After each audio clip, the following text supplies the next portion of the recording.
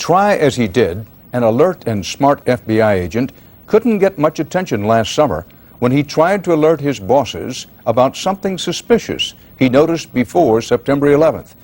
He's getting plenty of attention now, and everyone wants to hear what he has to say, including Congress. CBS's Jim Stewart reports tonight on The Man and the Memo. FBI agent Kenneth Williams, the man behind the memo that's put the Bureau in such hot water, was paraded before the Senate today, where he tried to explain that even if his suggestion to interview Middle Eastern students at U.S. flight schools had been taken, it probably wouldn't have stopped September the 11th. What the senators wanted to hear, however, was why his suggestion wasn't acted on in the first place.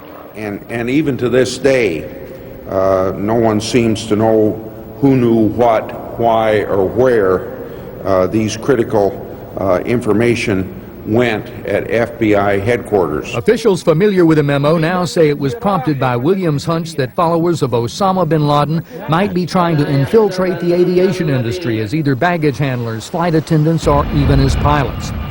Then on July 10th, Williams and an analyst sent a 5-page summary to FBI headquarters that listed the names of 10 Middle Eastern students in Phoenix and suggested the FBI check all other flight schools for similar students. A week later, the FBI provided the 10 names to the CIA, which replied it had no information on them.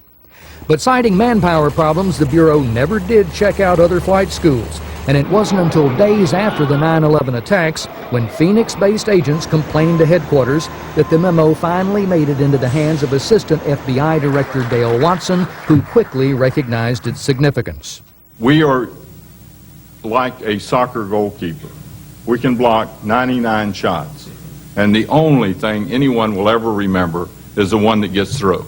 The bottom line, officials admit, is that no one knows for sure what would have happened if the Bureau had aggressively followed up on all the Phoenix memo suggestions. One certainty, however, is that if they had, they wouldn't be answering all these questions now.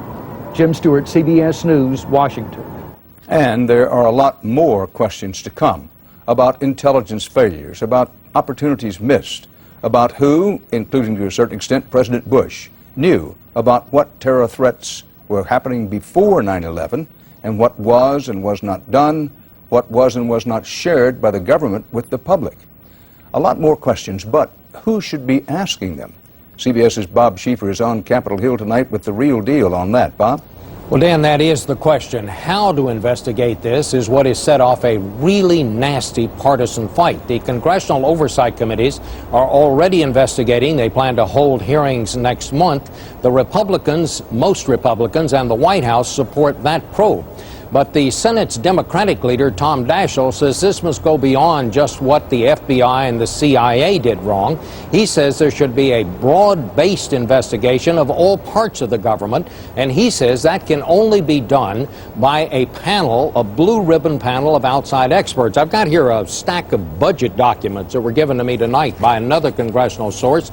He says that they suggest the administration was actually shifting its priorities away from the war on terrorism in the months before this attack happened. That is only his opinion, of course, but it is the kind of broad question that Daschle says can only be investigated by outside experts. Republicans say Daschle is just playing politics, and what he's trying to do is drag this out to the congressional elections. Whether he has the votes to create a commission is not clear yet, but with all sides now in full campaign mode, we're going to hear a lot more about this over the summer. Dan. Live on Capitol Hill, Bob Schieffer.